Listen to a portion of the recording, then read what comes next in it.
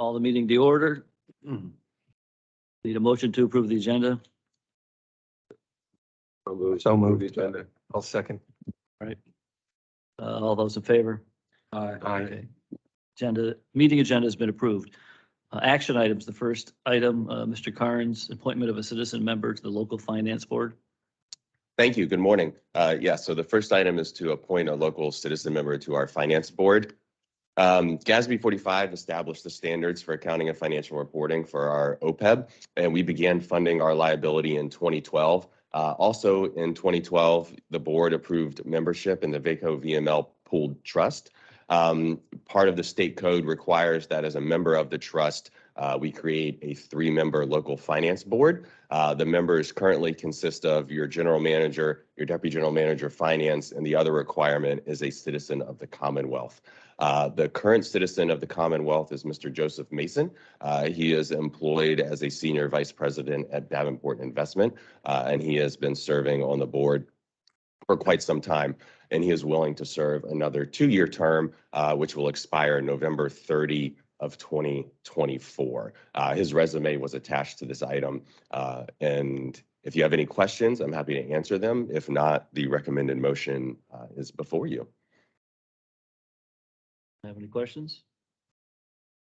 I have one. What can you give us what kind of things go on at these meetings? Just Not much. So as part of the finance board, we meet quarterly, and we get quarterly reports from the trust, and we review them and see what the performance is and talk about that. The trust employs professional investors, and they invest the money for us. And so we discuss the return on that investment, as well as we're required to make an actuarial determined contribution every year. And so we discuss that at the end of the year as well. all right. So the state's only requirement is that we just need someone who's a citizen. The state doesn't have anything more than that. Correct. But it's our best interest to have somebody with a little bit more technical expertise Yes. than just Yes. any old person. Yes. He's also a Loudoun resident. He lives locally. Yeah. Yes. Okay, Yes. great. All right, great. With that said, could someone make a motion? Sitting in the, I'll move the approval of the appointment of Joseph D. Mason as the citizen member of the Loudoun Water Local Finance Board to a 2-year term that will expire on November 30, 2024. Second. all right, all those in favor? Aye. Aye. Okay, Thank you. you're welcome. Do we have to put this on consent or do we don't have to bother? Consent, okay. We just don't get to, you don't get to unilaterally just make these decisions on our own. We'll put it on consent. Approval of a write-off of uncollectible accounts by Sally, is it Daler? Daler, Yeah. I'm sorry. That's okay. Good morning. There are about 189 utility accounts that we are asking to be written off. They are over $100 and over a year old. The total amount of this is for 2 years because we didn't do write-offs last year due to the COVID relief efforts. So it's 124,000 approximately, which is 0.06 of our operating revenues. So if there's any questions, I can answer them. That's a pretty good number, right? I mean, don't we average about that for a year? For a year, yes. For the last couple of years, we've been 0.04, but in Okay. 2016, it was 0.05. And that was just for a year. Do we have any idea if there hadn't been COVID relief, what that number would have been? Probably higher, right? Well, so we got 2 rounds of funding for COVID relief. The first one was approximately 534,000, and the second one was around 192,000. So It's hard to say how much. Yeah, they exactly. would have paid if they had. Okay. Yeah. All right. Yeah, that's a decent number in my mind, so. So you have a policy for when we write off accounts. So you bring it to the board, and I've seen this every year. Why does it's your policy, we approve your policy, then why do we approve the write-offs? Your policy states that we have to bring anything over $100. Anything less than $100, we can write off Got it. ourselves. Okay. Thank you. Does anyone, any other questions? Someone want to make the motion? I'll make the motion. Second. All those in favor of approving the write-off? Aye. Okay, consent for that. Approval of the operating budget, Mr. Carnes. Thank you.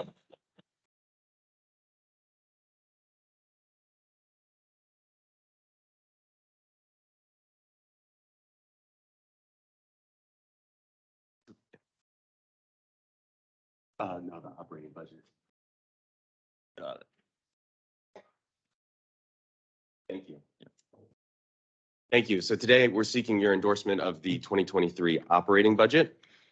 So today we'll talk about the process, some of the key issues in the budget, and then revenues and expenses. Before I begin, I just wanted to thank all the Loudon Water staff who participated in this. This is not something that finance just does themselves. We get input from across the organization. So I just wanted to thank everyone who contributed to this. So today the Finance Committee is going to review the operating budget. On Wednesday, November 16th, the joint meeting of yourselves and the CIP committee will see the proposed 10-year capital improvement plan as well as the 2023 capital spending plan. And then at your December 8th meeting, we will ask the board for approval of both the 2023 operating budget and the 2023 capital spending plan. So some of the key issues, you may recall that in December of 2021, you approved a 3-year rate structure, which included 3% rate increases for both your user rates and availability charges. So the first year went into effect January of this year, and January 1st, 2023 will be the second year of those increases. Growth was originally projected at 3,015 by the county. We have reduced that number to 2,350, and that's based on the growth that we have seen this year, as well as an internal analysis by staff for commercial plans that we have in the pipeline. We did reduce the budget for growth this year as well, if you recall from your mid-year review, down to 2,100. I will say that the reduction is in line with the draft numbers coming from the County Fiscal Impact Committee. They're showing a reduced residential growth out through 2030.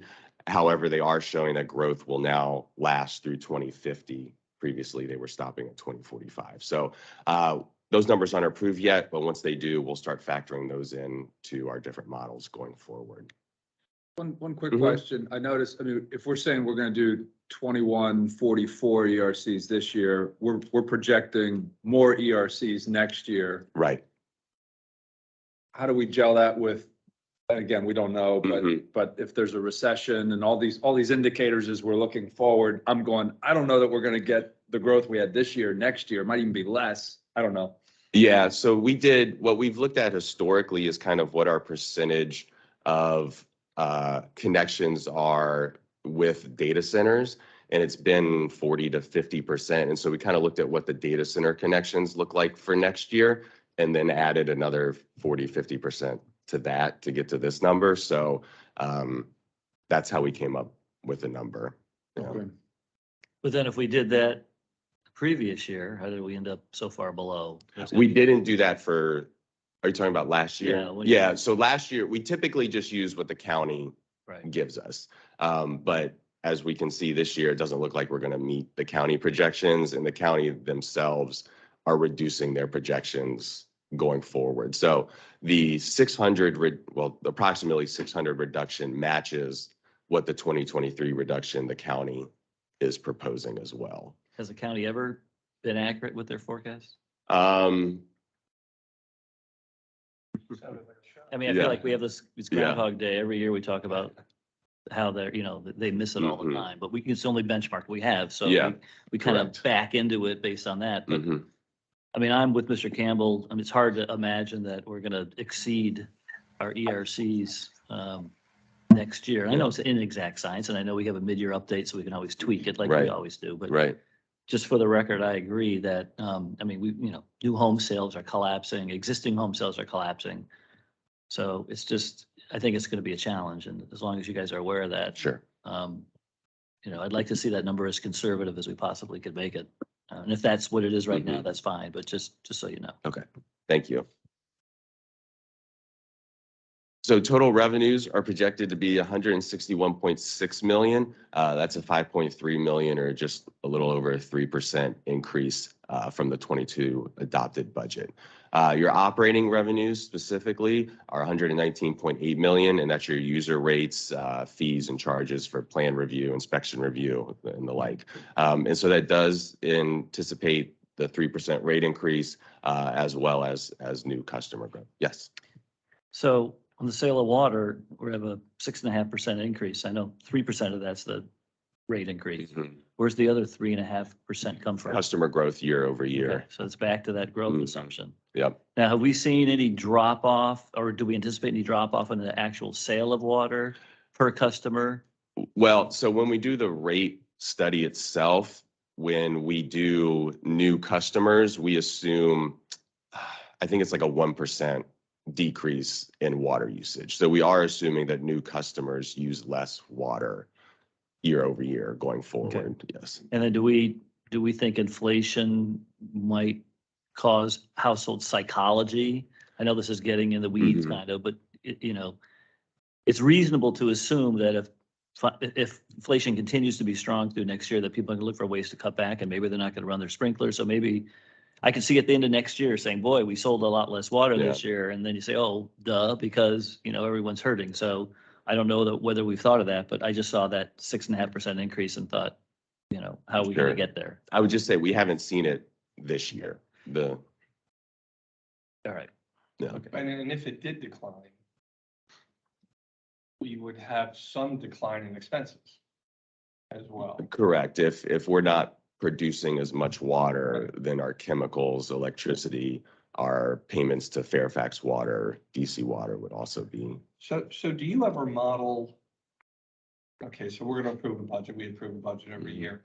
But do you ever model, if we don't do the revenue for whatever reason, or for multiple reasons, we don't hit the revenue number, what does it do to the bottom line? Because there's usually a corresponding reduction in expenses. I mean, margins could get lower, whatever, but do you ever model, okay, this is what the board approved, but if we're 15% off, this is what we end up?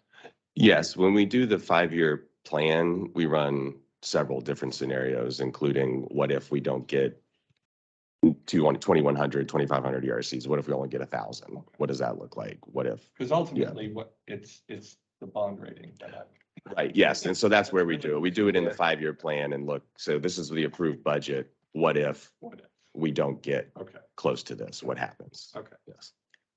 But we could have a dual effect this year with expenses going up because of inflation, the cost that Yeah. we have to spend and our revenues going down. So Mhm. that's never since I've been here, ever happened. So just want everyone to be mindful of that possibility. Mhm. I think one of the things we do when we're in an economic situation like this is that, it's really about cost containment. Some of those expenses we can't control. We need them, right? Our personnel, our chemicals, things like that. But there are, some discretionary spending line items that get pushed off. You don't always want to push off your training or staff development or things like that, but you have to be really prudent about how you spend your money.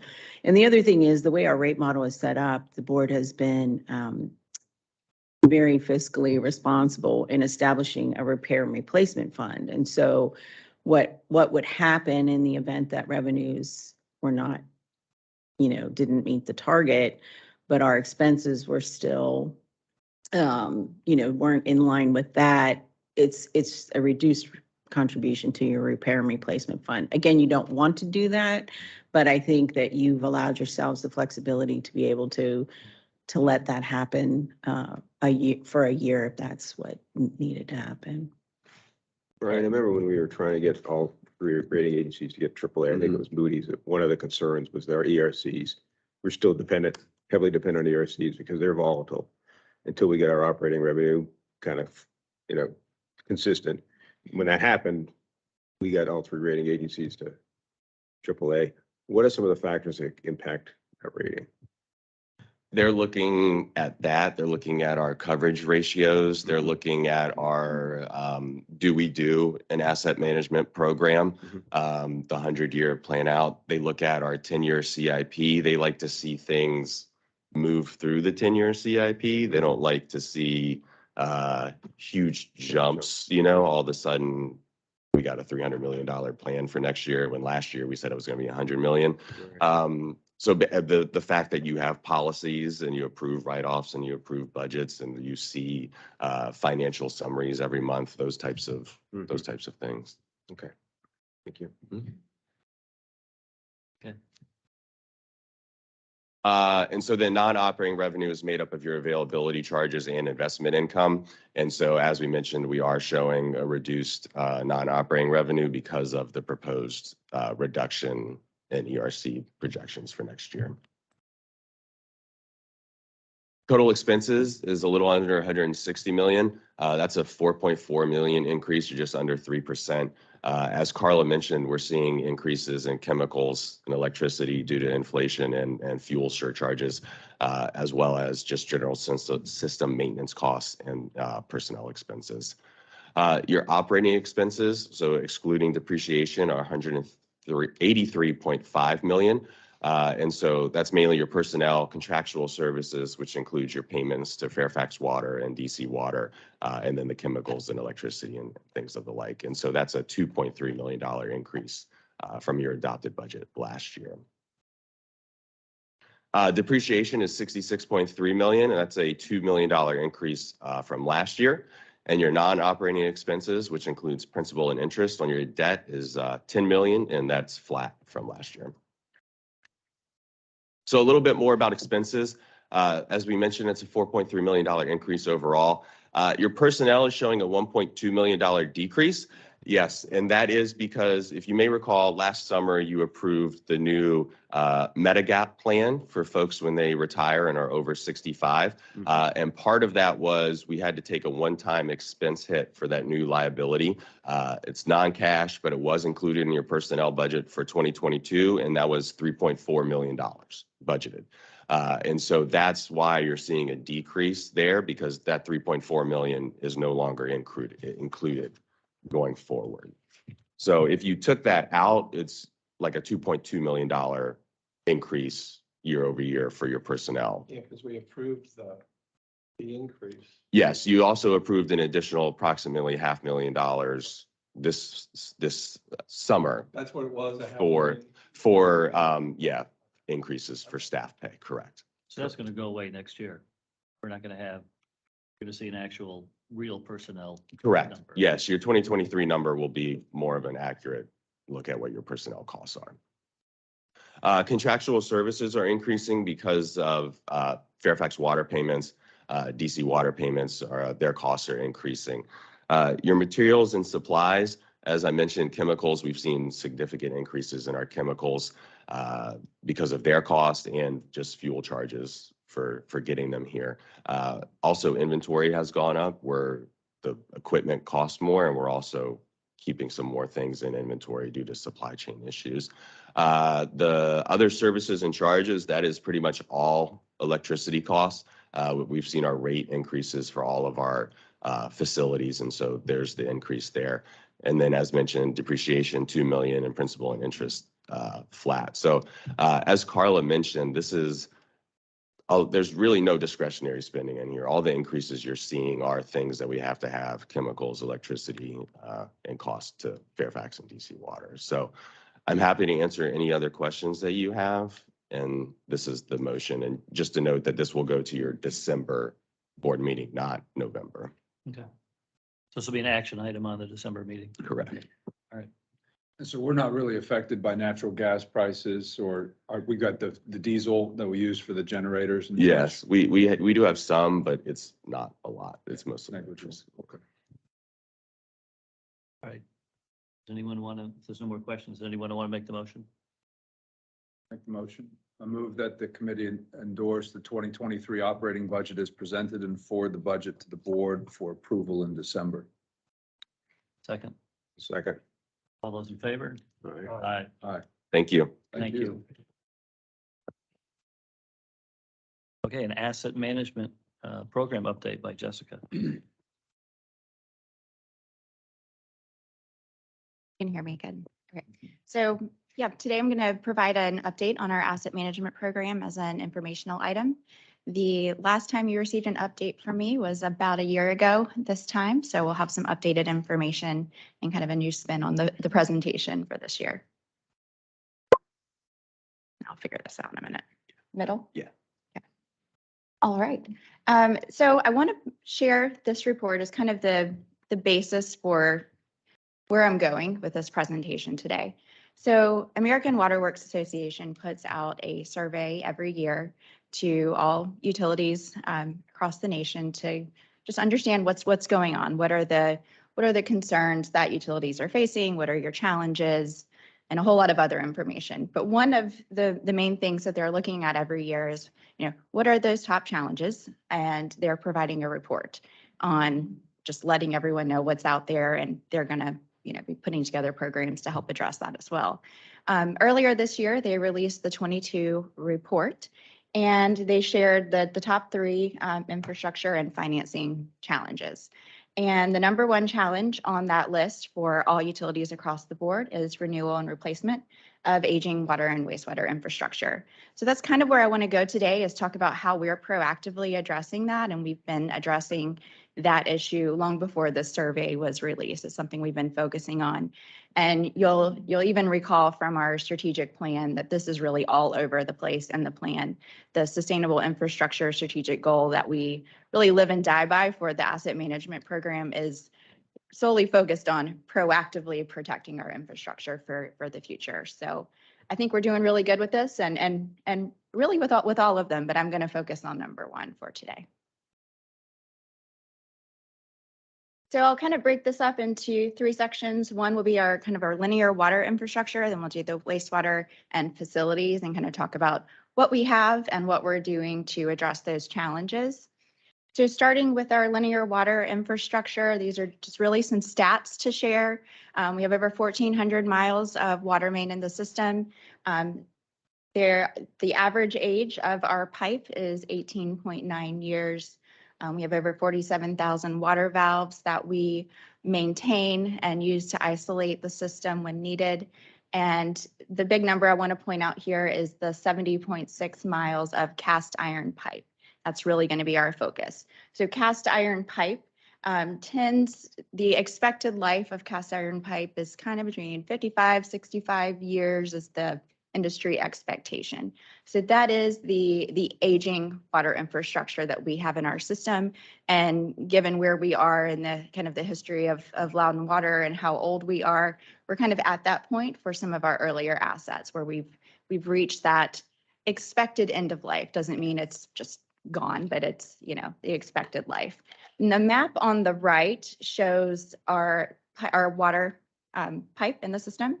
The blue lines represent ductile iron pipe in the system, and the yellow represents the cast iron pipe. So that's where our cast iron pipe is located. It's mostly in one area or two different, small areas and clusters. So kind of easy to manage where it is, but that's really going to be the focus for us and our water main replacement program and some other activities I'll share with you. So is the age of the cast iron pipe in that 18.9 number? Yes, that is If you- actually.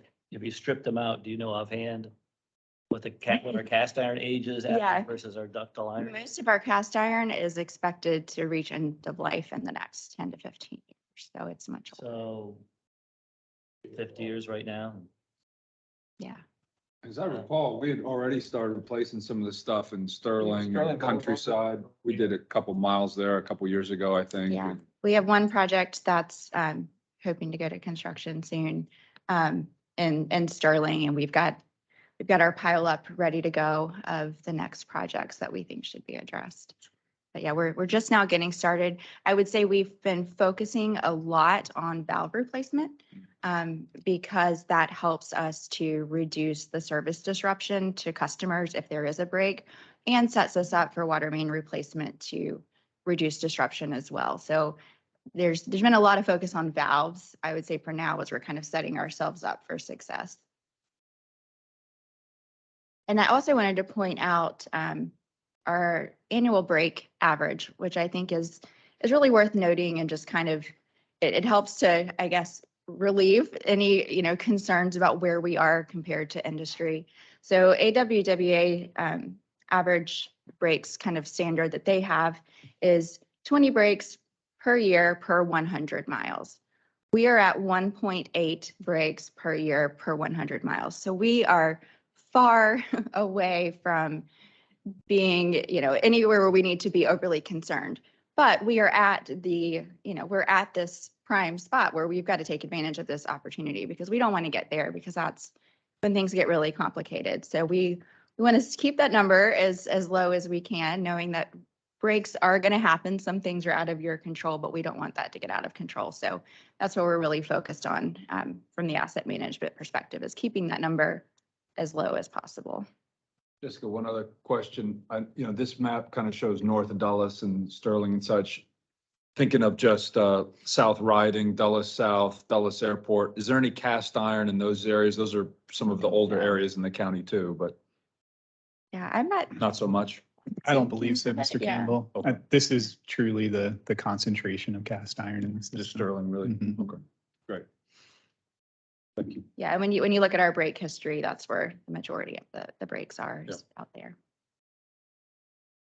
So just kind of addressing what we are doing to address and be prepared for our water infrastructure.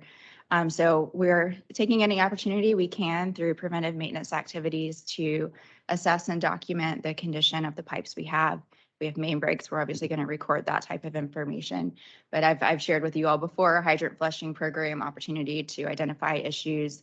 Our valve exercising program, where we're going out and systematically working through the system to make sure that our valves open and close and can isolate breaks. And we are, actively repairing anything that we find. So if it can be done in-house, we take care of it as soon as possible. If it's a bigger job, then we set up CIP projects to move those forward, which we've been doing for a couple of years now. So we've got the valve exercising program, and we also have a air release valve inspection program. That's another opportunity for us to identify any issues. Another thing we're doing is leak detection and really focusing on the areas of our system where there is cast iron pipe and more prone to main breaks. But we're not limiting ourselves there either. So we have two forms of leak detection that we use. We have one contract that goes out with sort of your manual listening devices for acoustic monitoring, and they're really putting their ears on valves and hydrants around the system and working their way through the whole system on a several year schedule to identify any leaks that are out there early on. But then our newer technology that we're using is a more remote acoustic monitoring solution that gives us information in real time when there's potential issues. So we've started installing these over the past a little over a year now in the older areas of Sterling. And we have about 70 nodes out there that are attached to fire hydrants. And basically they correlate leaks, and they are really close to accurate in terms of the pinpointing that exact location. And that's so huge for our program and for the organization, because we're able to detect these leaks when they're teeny tiny in most cases. And because of that, we're not having these emergency repairs. We're not paying after hour staff. We're not having to communicate with the community in the middle of the night and disrupting their lives and paying that extra expense for emergency repairs.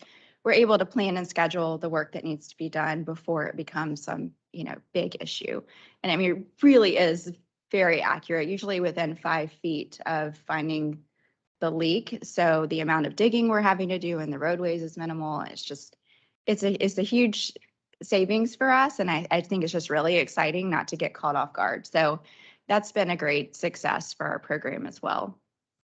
We're also very focused on cathodic protection. There is corrosive soil in our system, so we want to, make sure we're keeping an eye on things.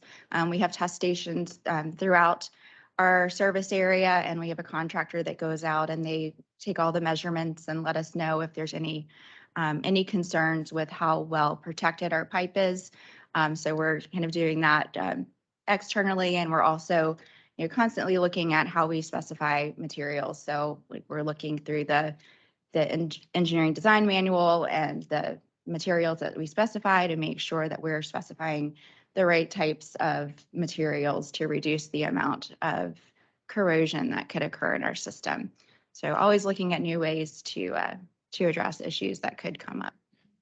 Are there particular areas of the county that have problematic soils that we've identified, or we go, this particular area is Yeah. sort of a hot spot? Yeah. Near your house. You might have to- Thanks to technology and GIS, we have a layer in our system that shows all the soils. And it's really all over the place. I'd say kind of where I'm seeing more corrosive soils would be in like the countryside area lately is where I've been, noticing more.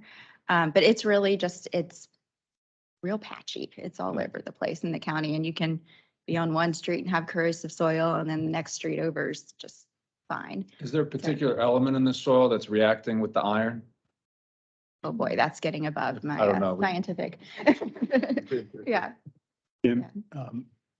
I will say as part of our engineering design manual, several years ago, we went through a big exercise with one of the consultants to help develop all of the standards that are there. And, I have to echo Jessica. I'm not versed on it at the moment, but I know that that was the process that we worked through when we developed those standards. I know on the land development side, we sit down with the geotechs and because I'm not a geotech either, but they'll sit there and they'll go through, okay, we got expansive clays and we got this type and that type and all the things. And so I remember we were working on a project in Reston and they go, oh, there's all this naturally occurring asbestos. And the land was like, oh, that's the problem.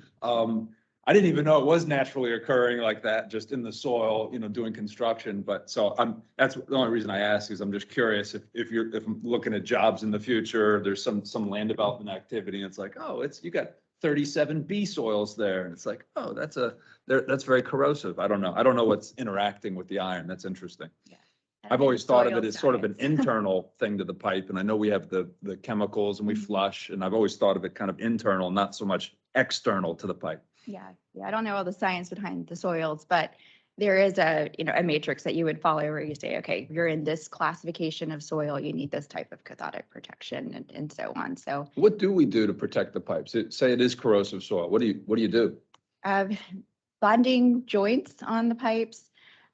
We have sacrificial anodes in the system that we have, I forget what the specification is, but so many feet. If it is in a corrosive area, they'll have the sacrificial anodes that basically, I guess, detract from the pipe. I don't really know the science behind that either, but it is used to say, okay, the corrosion is going to go there first before it goes to the pipe. So we have some different things in place like that. Yeah. Interesting.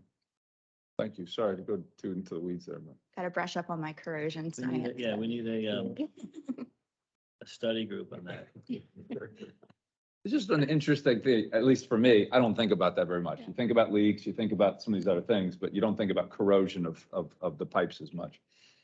From the external, from the outside. Mhm. Yeah. Yeah, it can be really detrimental to the pipe. Now, you don't have, in the areas that have ductile pipe, you don't have all those nodes for testing leaks, or do you? No, not at this time. Okay, Yeah. because there's no need, because the useful life, we're a long way. We're from- expecting that, but I am seeing, like I mentioned, countryside, we've got ductile iron out there, that some of the older ductile iron, and they're starting to see some breaks and correlating that to corrosive soils as well. So we are definitely keeping an So eye at on some that. point, we would expand Mhm. that testing because you have to. Right, yeah, so from a budget perspective, we're slowly rolling it out and we've been seeing how it goes, but it's been really successful. So we're, planning to continue expanding that. And the good thing about these nodes is once we get to pipe replacement, they can be moved. So we can take that investment, put them on another hydrant, in another area, and start monitoring So that. we actually own these things. It's not just We a do. lease or something. Yeah, we started with a lease and decided that they were worth keeping around. Mm. So, yeah, we did Very a cool. pilot last year, and I think it was last year. at this So point, the yeah. sacrificial anodes are the cathodic protection, correct? Are they two different things? Or are they one and the same? Mhm. They're one and the same? Yes. Okay. And we also wrap pipe too, like a poly wrap, and we're looking at some new materials as well that are be a little bit more effective for wrapping pipe.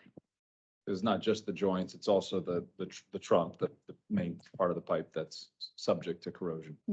Yeah. And replacement planning. So, we're taking all this data that we have from all the different sources and we're working on our strategy. So we definitely have a strategy and priorities that we're determining for future pipe replacement.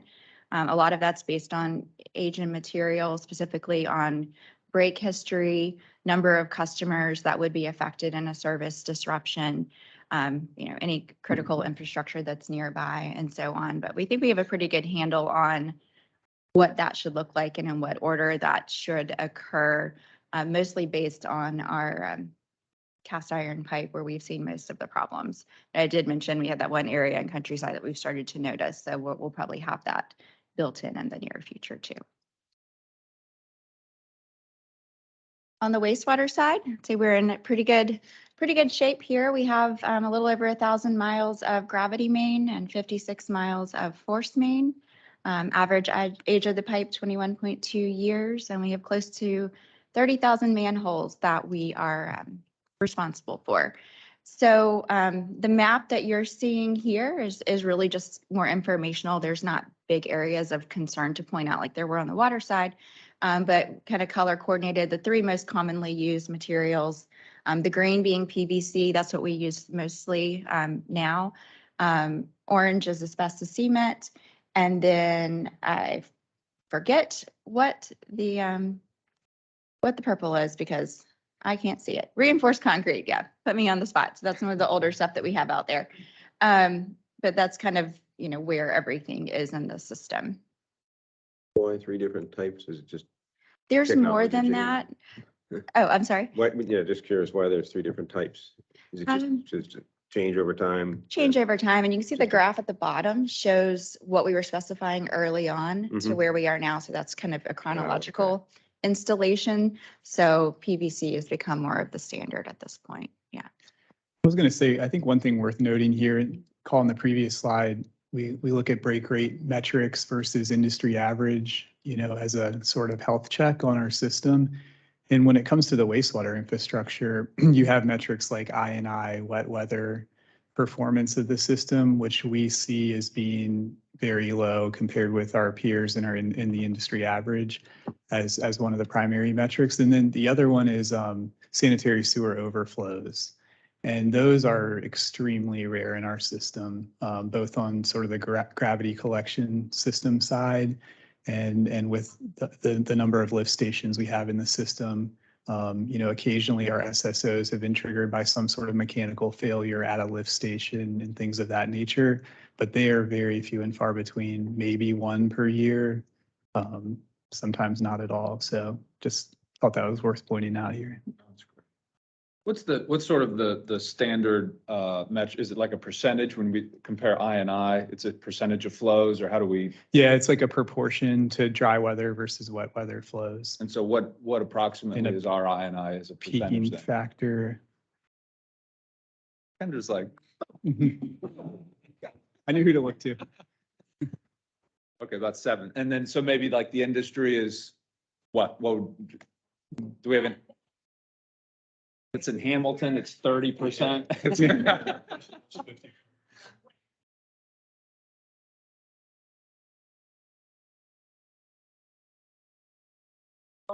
to 5 when it rains.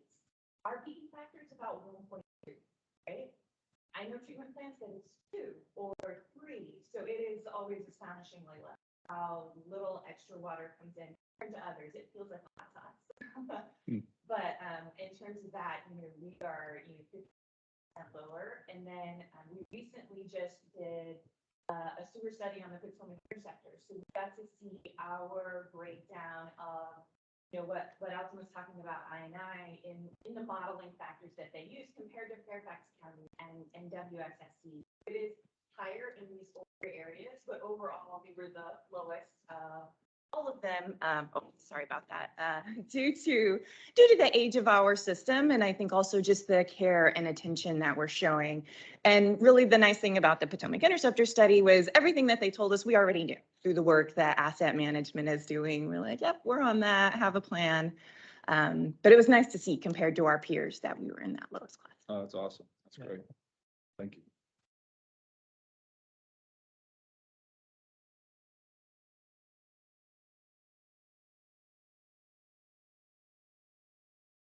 Yeah, I'll add while we're working through the challenge, you know, this map, if it were zoomed out, you'd see a lot more green, a lot more PVC in our system. And, you know, it's the wisdom of those that came long before us to put the standards in place that we have for our gravity sewer. We use pressure water pipe as our standard PVC. And so it's just so robust and resilient to I&I. And that's like 100-year pipe, something like that? 80-year, what, 100 plus. 100 plus? Yeah. 120? Yeah. Wow, that's awesome. So now just kind of talking about how we are addressing the aging wastewater infrastructure. I think wastewater, I think we're in a much better, it's less complicated financially than on the water side because we have more options for rehab. So I'll just kind of, I guess, start with that because with the gravity main, if it's not, you know, completely falling apart, which in most cases it's not, we can line the pipe, and that's a great option for us. It's significantly less expensive. We don't have to dig up the pipe. It's just easy. It's cheaper. It's a great option for us to rehab that pipe. So the cost is less concerning. What do you line it with? Cured in place, what do you call it, material? Yeah. CIPP. CIPP cured in or place something. plastic pipe. It's sort of like a flexible material that goes in and a resin that then hardens with steam and pressure. And it really kind of takes an old pipe and creates a PVC pipe right inside of it, essentially. And so what's the life expectancy on something like that once you put that in? Yeah, they say it gets up there toward what you would expect from new PVC. Really? Wow. To some degree, yeah. Wow. And how much diameter does it eat up? You'd be surprised. It does eat up a bit of the diameter, but not enough to be concerning. Just Yeah, if you minimal had a pipe capacity thickness. issue, you would probably not use it, but. So is this something they're going to roll out in old aging infrastructure? Correct. And it's something that we've done a couple of projects and, you know, had some lessons learned from those and, you know, are looking to continue that practice in the Does future. it work on the drinking water side? No, No, no. Would be nice. streaming. It's good to have options. So yeah, the rehab, it's nice to have the options, you know, for future planning. It's just a lot easier to manage.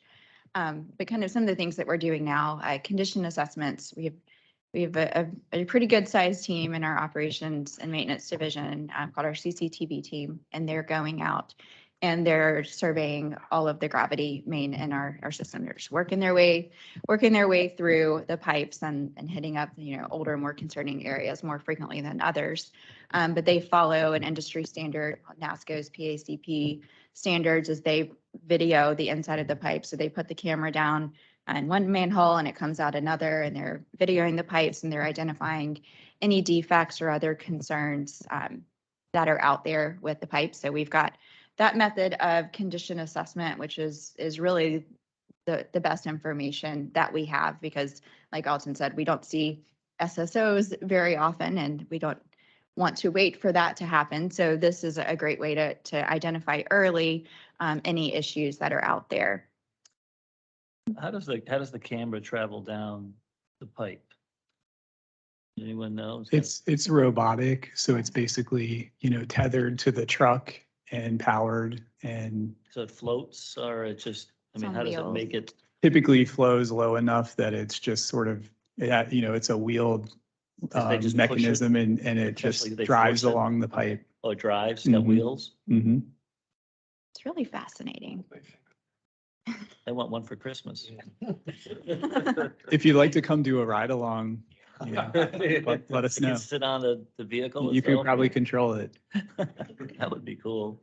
Thank you. It's kind of like a video game controller almost in the back of the truck with your screen up there. Somebody young is probably piloting it, right?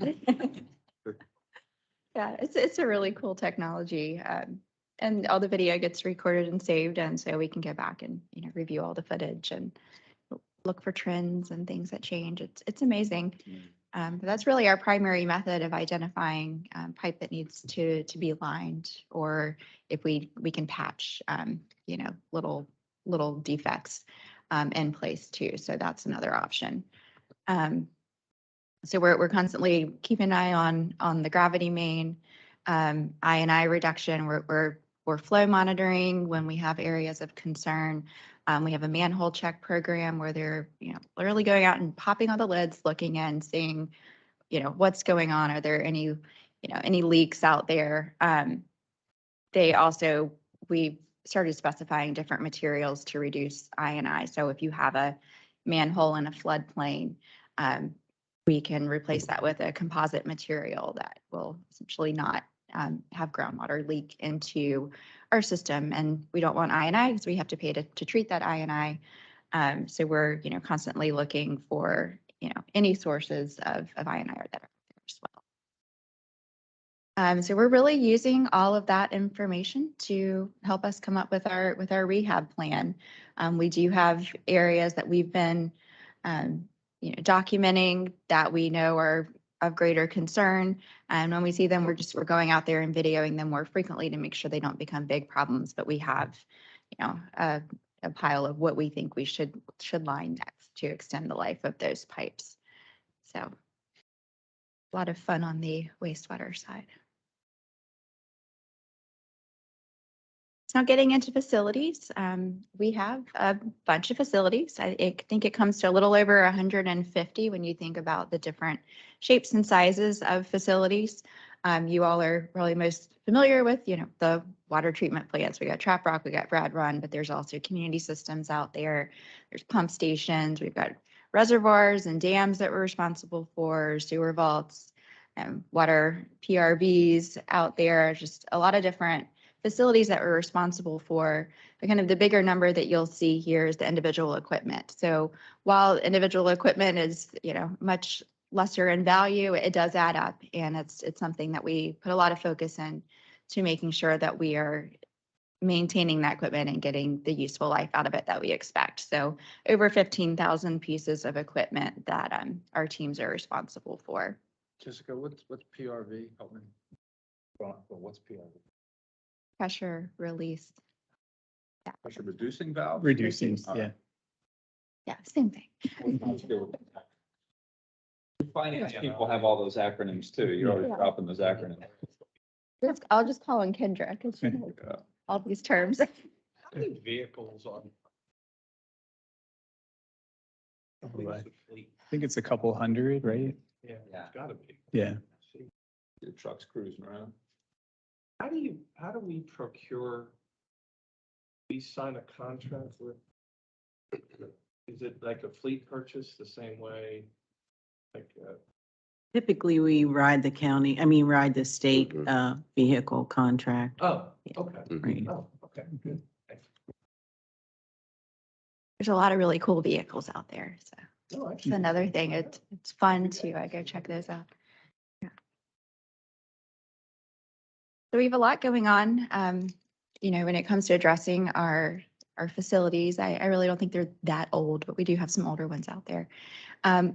One of the programs I get most excited about is our facility assessment programs. We've had this going on for about 4 or 5 years now, where our goal is to go out at least on a 5-year cycle and assess every facility in our system. So, from small to large, so that 150 plus facilities. When we go out there, we're not just looking at, the structure of the facility as a whole, but we're looking at every single piece of equipment within that facility. So we're looking at the work history. We're talking to operators to understand how things have been performing kind of before we even get out there. And we're coming up with our, consequence of failure, likelihood of failure. We're looking for redundancies. We're coming up with a risk score.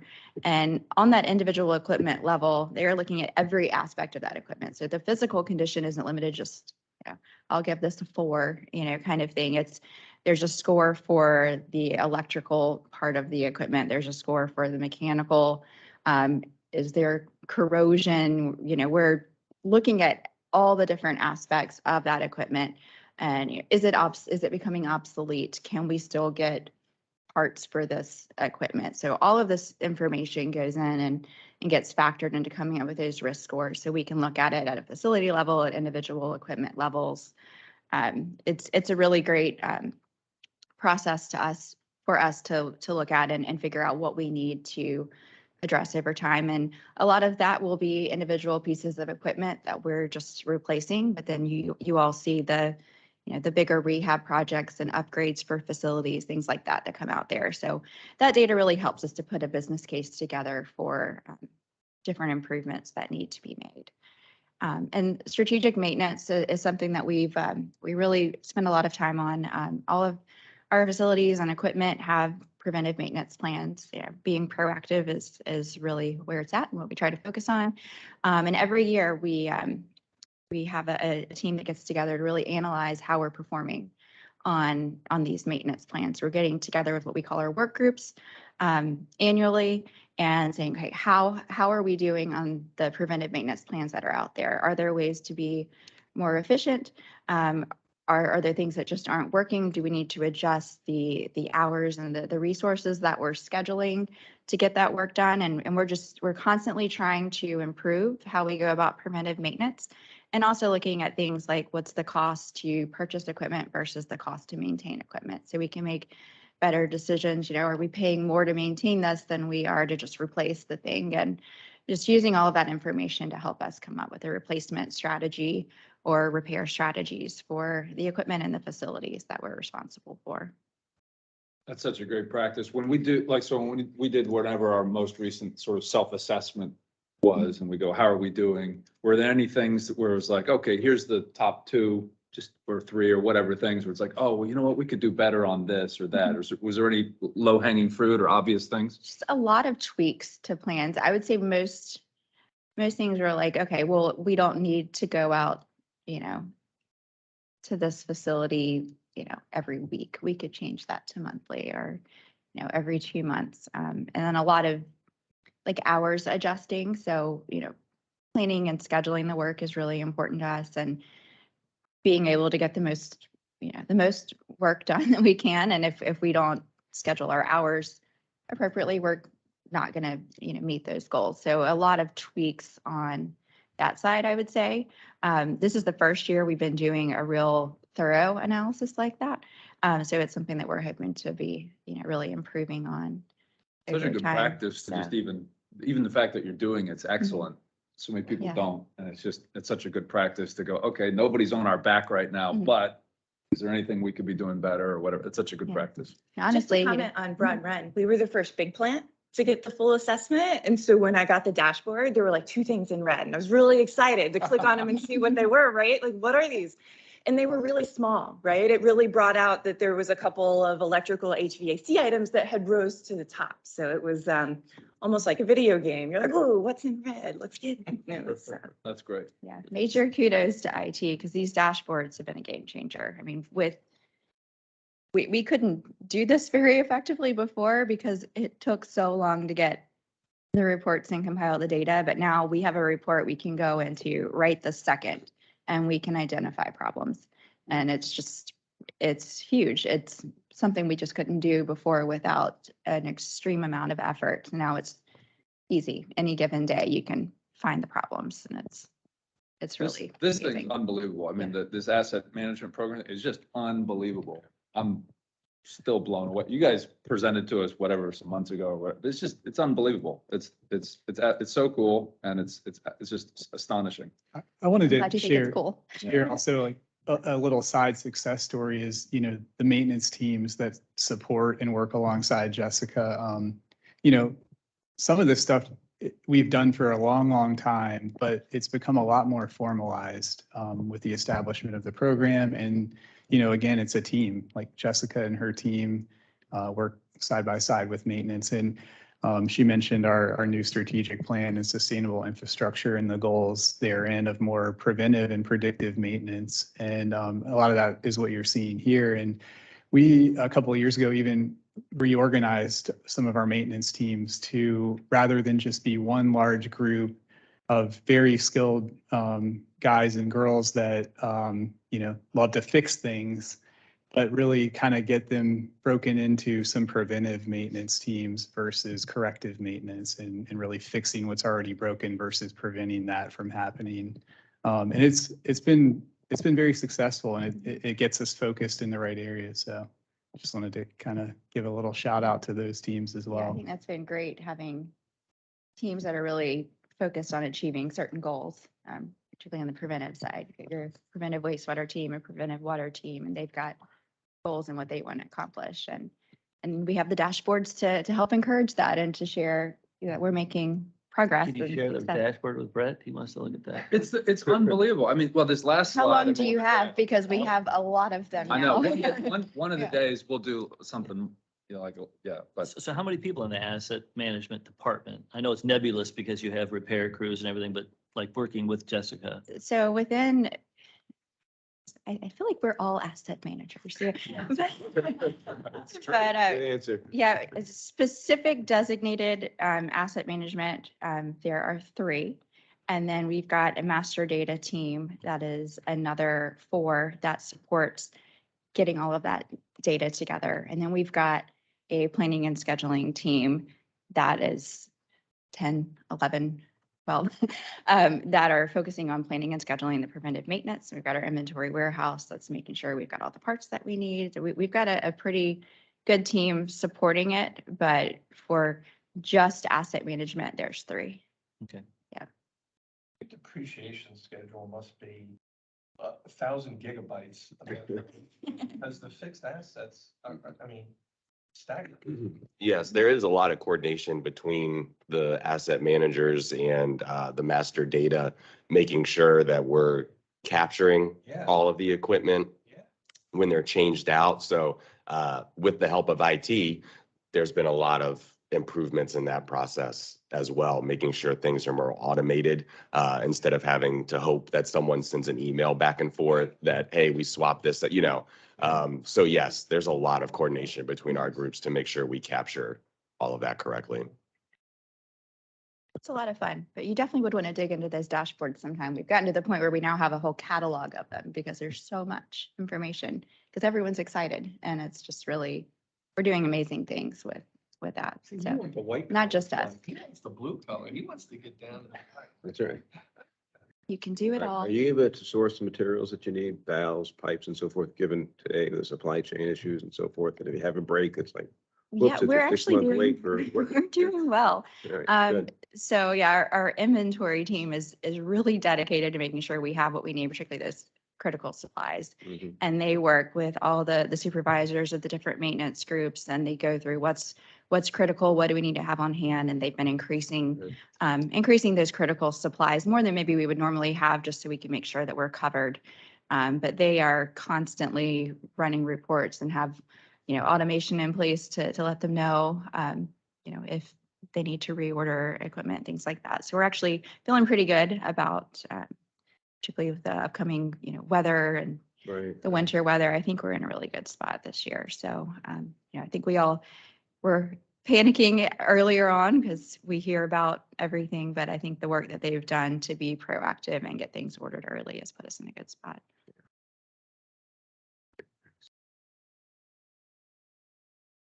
So that's really kind of everything I wanted to share, but I like to pull this slide up. I'm not going to get into the long term, but it's just a good reminder that we are constantly using the data that we have to get better and better every year at projecting how much money we're going to need to take care of rehab and replacement of the system.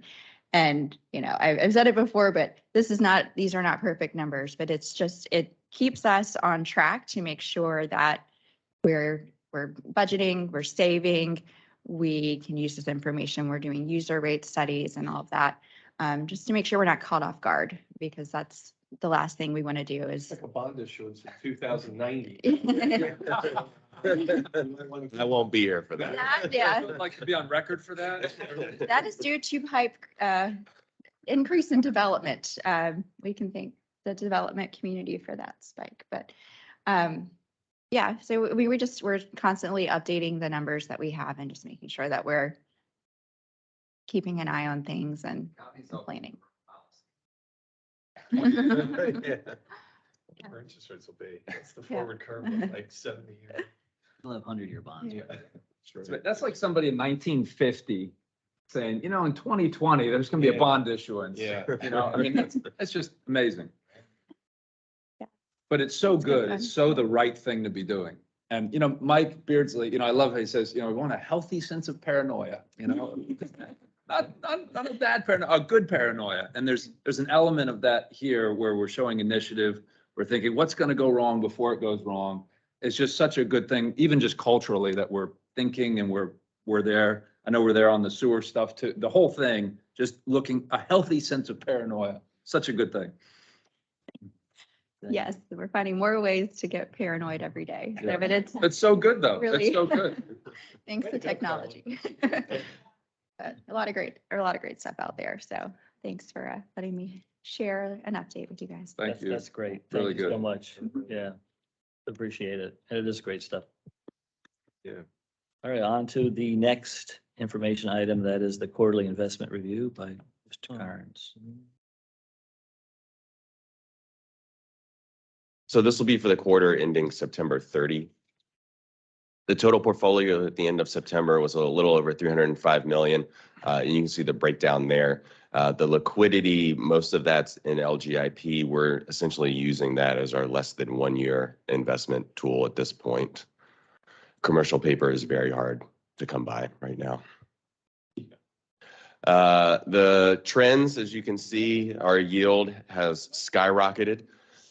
And it's over 1.4 currently, so we're thrilled. But as you can see, borrowing rates have gone up as well. So we'll continue to monitor that going forward. So we had a couple things roll off last quarter, and I believe this is the first time in a little while where we've actually been able to invest at a higher rate than the things that have rolled off. So that was very exciting for us, a little over 3%. So, The 2-year, two-year yep, notes are more than they are on here. I mean, they're yes, almost 4.5. yeah, they've So gone how up much a stuff lot. do we have rolling off in the next quarter that? And if we This do- quarter is not a lot. Not a lot? But we do have some we're gonna reinvest and we'll get some good rates on that. Yeah. Yeah, it's just such an 2 years where to attractive. be, right, on the Yeah, curve. absolutely. Yes, There's nothing yeah. better than the 2-year. LGIP is at 3.25 now currently. So yeah, so we have some that we'll reinvest this quarter, hopefully get 4 and above, and we'll continue to monitor. You know, the agency stuff is so low. When Yep. when does that stuff roll off? It varies. I mean, All through our we portfolio? yeah, we go from 1 to 5 years out with those things. So They're yielding 50 basis points. yeah, Yeah, it'd be great to just jettison all that stuff. yeah. What would the effect of maybe not jettisoning all that stuff? Taking it, I mean, worse, I know banks are selling Mhm. securities at a loss, reinvest. Is that? Depends what the- I mean, our market, I'd have to go back and double check, but I think the market value loss would be like 14 million. So Right, it so would, maybe it would we- exceed the Yeah. yield, yeah. So Yeah, Alright, yeah. Good. good answer.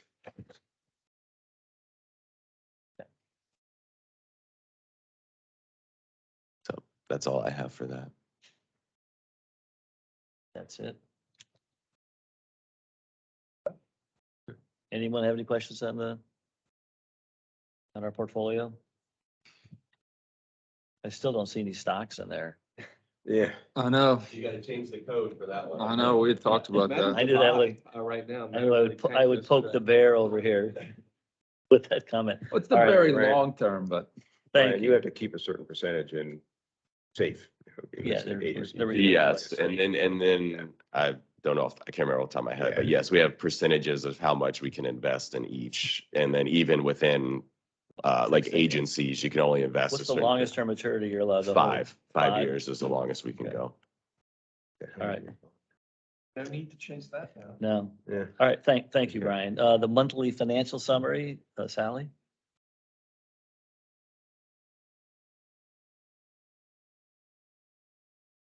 Expenses were under forecast by 7.4 million. ERCs through September, I like the chart. You can see it's right onto our reforecast, a little bit under. And then I looked through October, we only need 72 more for the month to get to our reforecast for To October. get to our monthly average, not the total, right? Right, Okay. right. And then we always seem to see a bump in December as. You know, I'm before the waiting for rate it to increase. see. Yeah. It'll be interesting to see whether that materializes or not this year. Surprise. Well, if there is gonna be a bump, it's gonna be on the commercial side, not the residential Yeah, side. well, yeah. Exactly. And then our total cash equivalents and investments were 305 million. And you just went over the yield, so. Terry, to your point earlier in the is any of this data center stuff affecting people buying tap fees, these data centers, the stuff with Dominion Power and all that? My understanding is that currently it's not being impacted. Most of the things that are coming online are already known and ready to be served. I think if there is an impact, it's in the outer years. I don't know if Mark has any different understanding of that. Yeah, I think that's right. I mean, Brian hit on it. We're not hearing and seeing in all the conversations that it's having any kind of an impact now. It's in, I think, some of the areas where the data centers just haven't really started development, maybe some potential in the future. And there may be some future, but nothing right now. And nothing even going into 2023? No. We're talking years Yeah. out, 2, Yeah, I 3, think so. 4, something Yeah. longer. Yeah. Okay, great.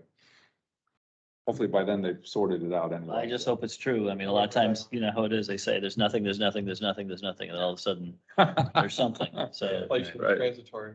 yeah, so, you know, you have to prepare, I mean, It you should have be a to, t-shirt. you have to be, what's your paranoid, something? What, healthy paranoia? Yeah, I think we need to be that way with the data centers for Yeah. sure. Yeah, I agree. So, all right. Does anyone have any other questions on the monthly financial summaries? All right, we have a joint CIP finance meeting with that other committee that spends all the money on November 16th. So bring your boxing gloves, gentlemen. You have to fight it out with them. So with Been a lot that, less competitive since Hobie left. yeah, You know, it It's it almost was. collegial now. Right. Well, Marty's a more mellow man. Reasonable, Yeah. reasonable, reasonable. And since we made Mark chairman, now it's just Yeah, smooth that, yeah, sailing. yeah. Marty and I don't tangle, but we might at this meeting. Yeah. All right, with that, I'll entertain a motion to adjourn. All those in favor? Aye. Motion adjourned. Thank you. Thank you all. Guys. Thank you. Good meeting. Presentation.